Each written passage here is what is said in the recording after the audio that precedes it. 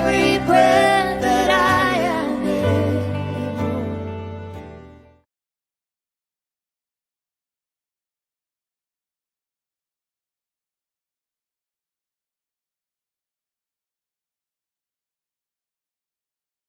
If Christianity were true, and it meant you had to give up everything to follow God, would you want to know the truth? I was a mama's boy. Every time we went out somewhere, if I were scared, I would run up to my mom. I would stay very close to her. If I were sick, I would put my head on her tummy. I was very, very close to my mother. My earliest memories are of my mother every day sitting me next to her and having me put on my skull cap and showing me how to recite the Quran letter by letter. I finished the Quran when I was 5 years old, and by that time I had memorized the last 7 chapters so that I could recite them during the 5 daily prayers.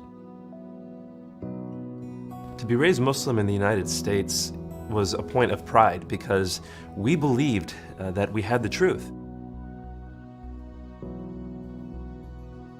In my freshman year of college, my best friend and I had many conversations about faith, and we argued all the time about Islam versus Christianity. But one specific day, he pulled me aside and he said, "Nabil, if Christianity were true, and it meant you had to give up everything to follow God, would you want to know the truth?" It took a long time before I was able to determine for myself, even if I lose everything, it's worth it.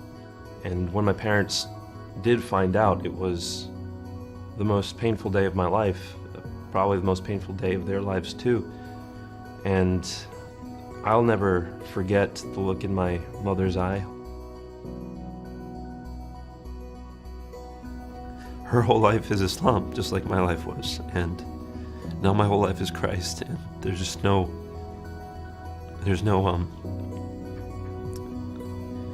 connection anymore. But to have Christ in my life makes every loss worth it. My hope and my prayer for this book is that everyone who picks it up would draw closer to one another. Muslims by understanding the gospel, Christians by understanding the passion and the love that Muslims have, and ultimately through all of this, so that we can arrive at the truth and at a glory that will be given to God.